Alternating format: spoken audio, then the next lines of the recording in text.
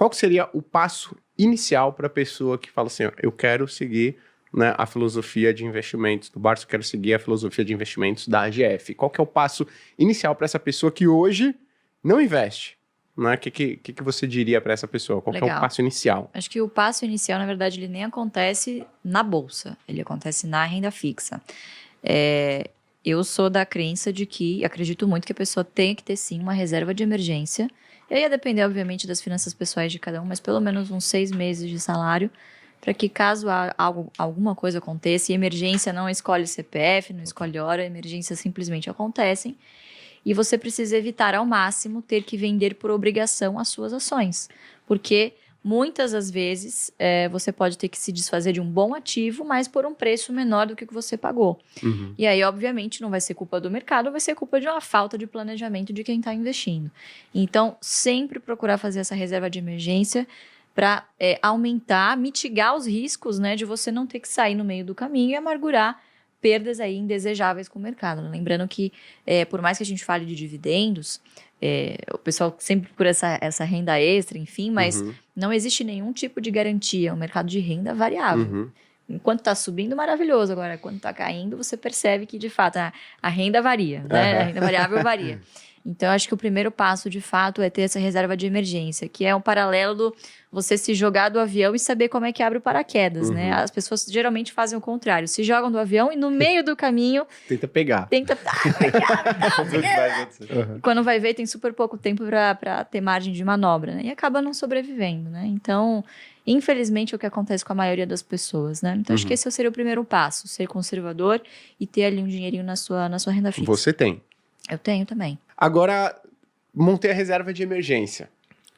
Segundo passo. Legal. Segundo passo é começar a analisar, porque acho que o trabalho mais doloroso de você fazer no início é selecionar as ações que você vai acompanhar. Então, imagina um iniciante, nunca viu nada de bolsa, ele chega no universo de mais de 400 empresas listadas e qual perspectiva que você vai ter que essa pessoa vá analisar? Imagina, gente, nunca. Então, eu selecionaria pelo menos, no máximo, umas 5 boas empresas para você monitorar. E por que isso? No início, dificilmente você vai conseguir acompanhar muitas empresas. Eu estou no mercado desde 2014, eu trabalho desde 2012, eu tenho 15 empresas na minha carteira e já estou no meu limite, assim, não consigo acompanhar mais do que isso.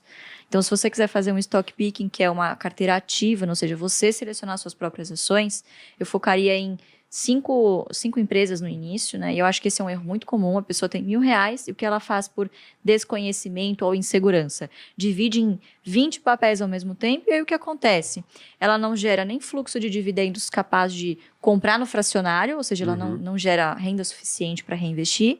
E tampouco ver rentabilidade na sua carteira, porque você está tão pulverizado ali que, enfim... Ibovespa. Exatamente. Seria mais fácil comprar um ETF, né? Uma pena que é um mercado ainda pouco desenvolvido, mas acho que estamos caminhando para isso, né? Sim. Então, eu selecionaria 5 boas empresas para acompanhar e ir alternando essas compras frequentes. Fazer metas em quantidade de ações é extremamente importante. Porque quando você foca na quantidade de ações e não no valor financeiro em si que você está aportando, você percebe que se esta ação de boa qualidade cai, se o preço cai, com este mesmo recurso você compra mais ações e chega na sua meta mais rápido. Lembrando que o dividendo é pago em função da quantidade de ações possuída e não do valor financeiro que você aportou. Perfeito. Né?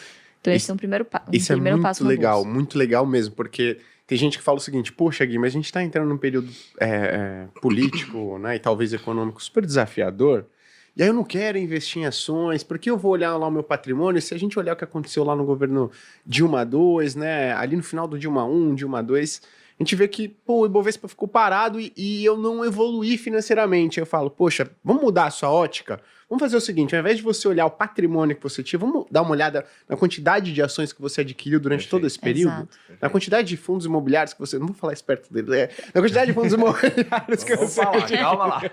Né? Ou fundos imobiliários, ou ativos de renda fixa que você adquiriu ao longo desse período. Poxa, você acumulou uma quantidade muito grande de ações, de ativos nesse período. Então, nesses momentos desafiadores, né, principalmente, que você não fica super empolgado e tal, você pensa em desistir, dá uma olhada na quantidade. Isso é muito bacana. Exatamente. Né? E no Luiz, fluxo de dividendos pingando também, né? Isso dá um certo conforto para quem está começando também. Perfeito. Aproveitando que você comentou, você falou para escolher boas empresas. O que é uma boa empresa, na sua opinião? Basicamente, o que a gente procura, né? Se a estratégia se chama carteira previdenciária, qual que é a premissa principal? Bom, você precisa ter ativos na sua carteira que, claro que não existe nenhuma garantia e empresas ao longo do caminho passam por dificuldades, nada garante que ela vá se perpetuar.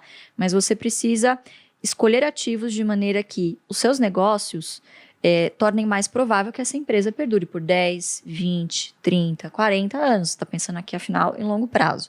Então, esse é um dos critérios, perenidade. O segundo critério, a gente vive num país que vira e mexe, você tem ondas inflacionárias fortíssimas. Então, você precisa de ativos que tenham poder de barganha de conseguir corrigir o preço dos seus produtos, pelo menos pela inflação, né? Ou ter um custo reduzido abaixo da inflação, enfim, tem esse tipo de vantagem competitiva. E terceiro, de novo, a gente está falando de uma carteira previdenciária. No futuro, você vai querer um patrimônio que te gere renda. Então, empresas que não só gerem um fluxo de caixa saudável, como consigam também continuar investindo, manter os seus negócios, os seus CAPEX, enfim, inovação, sempre muito importante, e remunerar muito bem o seu acionista. Então, quais são, geralmente, claro que não dá para generalizar, não é só fazer o filtro dos 5 setores e sair comprando qualquer coisa, porque, claro que existem exceções. Mas a gente sempre fala muito do BEST. O que é o BEST? É um acrônimo maravilhoso que um aluno nosso sugeriu e a gente apelidou e pegou para a gente, que são os 5 melhores setores para você começar a analisar para uma carteira previdenciária. BEST: bancos, energia, seguros, saneamento e telecom. Perfeito. Repare que todas elas são empresas de serviço, cujos boletos no final do mês você não consegue escapar. Então, você precisa pagar o seu cartão de crédito, você precisa pagar o seu seguro saúde, o seu seguro do carro, enfim, né? Então são negócios bastante perenes e que em momentos de crise, geralmente são as últimas contas que as pessoas deixam de pagar, né? Então, enfim, o risco de inadimplência é menor. E nos momentos bons, geralmente são empresas que acabam se recuperando, tem um ramp-up bastante positivo, né? E lembrando que é um porto seguro para momentos de crise na bolsa, né? Então, muito provavelmente vocês devem estar vendo aí, por exemplo, as casas, né, de análise, enfim, recomendando bancos, energia, enfim, que são setores considerados mais defensivos perante a bolsa, né? Perfeito. Perante o índice. Né? Perfeito. E às vezes as pessoas falam, pô, mas eu não tenho tempo. Mas, cara, você arranja tempo para várias outras coisas muito menos importantes e mais supérfluas do que isso. Você tem que lembrar que é o dinheiro do seu futuro. E você vai pagar um preço muito caro se você, obviamente, não fizer esse negócio direito. Agora, obviamente, isso torna implícito de que você precisa estar disposto a fazer esse tipo de trabalho. Por que aqui a gente não acredita muito em você investir em índice? Porque, infelizmente, não distribuem dividendos e, se distribuíssem, seriam tributados. Então, não há vantagem aqui, diferentemente dos Estados Unidos, em que os ETFs, bons ETFs, distribuem bons dividendos e, né, enfim, lá o dividendo já é tributado, mas, diferentemente do que ocorre aqui, não haveria essa vantagem, exatamente. Então, você tem que estar disposto, né, Fabiano? Acho que é um acordo com você mesmo de que, poxa, você vai ter que sentar e vai estudar. Isso não acontece do dia para a noite, né?